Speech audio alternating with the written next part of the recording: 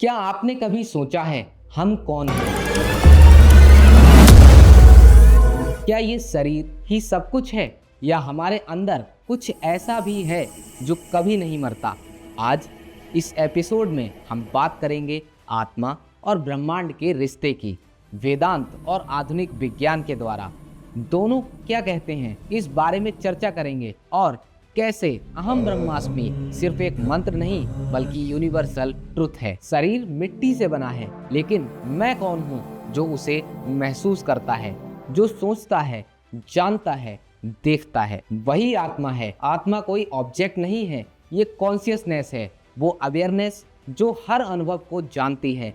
जैसे कंप्यूटर एक हार्डवेयर है लेकिन उसे चलाने वाला सॉफ्टवेयर है, वैसे ही शरीर एक हार्डवेयर है और आत्मा सॉफ्टवेयर, एनर्जी, अवेयरनेस है। ये वेदों में कहा गया है। अब साइंस की तरफ चलते हैं। क्वांटम फिजिक्स कहती है एवरीथिंग इज एनर्जी। सब कुछ atoms, molecules, bodies, thoughts vibration से बने हैं। हर चीज एक फ्रीक्वेंसी पर वाइब्रेट करती है और ये सब वाइब्रेशंस मिलकर बनाते हैं एक क्वांटम फील्ड, यानी एक इनविजिबल ओशियन ऑफ एनर्जी जिसमें पूरा ब्रह्मांड तैर रहा है। अब सोचो, अगर सब कुछ इसी फील्ड से बना है तो फिर हम और ब्रह्मांड अलग कैसे हो सकते हैं? वेदांत कहता है अहम ब्रह्मास्मि, यानी मैं ही ब्रह्म हूँ। इसका मतलब ये नहीं कि मैं भगवान बन गया। इसका अर्थ है जो चेतना इस शरीर में है वही चेतना इस ब्रह्मांड में भी है। जैसे समंदर की हर लहर अलग दिखती है लेकिन असल में वो समंदर ही है, वैसे ही हर आत्मा उस एक यूनिवर्सल कॉन्शियसनेस का अंश है। तुम, मैं, पेड़, तारे, हवा सब उसी एक चेतना के एक्सप्रेशंस हैं, बस रूप उनका अलग अलग है।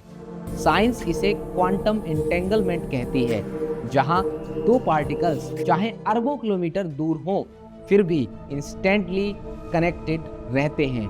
अब यही प्रिंसिपल आत्मा और ब्रह्मांड पे भी लागू करना चाहिए और लागू होता भी है। हमारी चेतना उस यूनिवर्सल फील्ड से जुड़ी हुई है।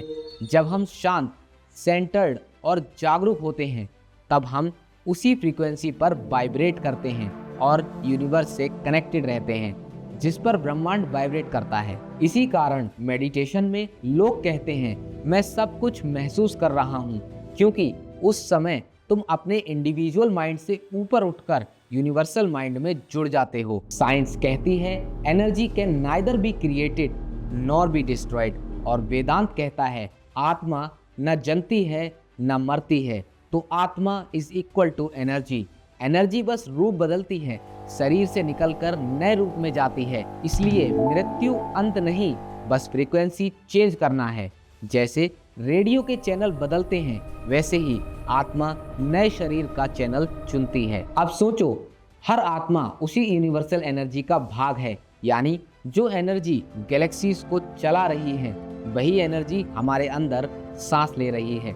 इसीलिए वेदांत में कहा गया है यत्र विश्वम भवत्ये कनीडम, यानी पूरा ब्रह्मांड एक ही घर है, एक ही चेतना की अभिव्यक्ति। और यही कारण है कि जब हम प्रेम, करुणा या शांति महसूस करते हैं तो हम ब्रह्मांड में सबसे ऊंचे वाइब्रेशन से जुड़ जाते हैं। लेकिन जब हम क्रोध, लालच या भय में फंसते हैं तो हमारी फ्रीक्वेंसी नीचे गिर जाती है और हमें पीड़ा, अशांति और अंधकार का अनुभव होता है। तो अब सवाल ये नहीं कि भगवान कहाँ है, सवाल ये है क्या मैं उस एनर्जी से जुड़ा हुआ महसूस कर रहा हूँ या नहीं?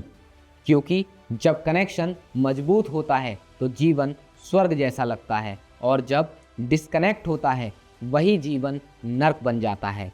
अब अगले एपिसोड में हम इसी रहस्य को खोलेंगे, स्वर्ग, नर्क और कर्म प्रणाली, यानी कि कर्मा। क्या सच में कोई हेवन या कोई हेल होता है, या ये सब एनर्जी की स्टेट्स हैं?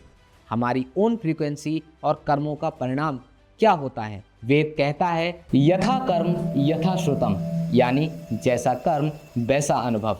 और साइंस कहती है every action has an equal and opposite reaction. तो क्या स्वर्ग, नर्क असल में एनर्जी वाइब्रेशंस हैं, और क्या कर्म कॉज इफेक्ट का यूनिवर्सल लॉ है। मैं हूं अभय गुप्ता और ये है रियलिटी ऑफ अवतार्स, जहां वेदांत और क्वांटम फिजिक्स एक ही सत्य की दो भाषाएं बन जाती हैं। मिलते हैं आपसे अगले एपिसोड में स्वर्ग, नर्क और Karma energy states of life में।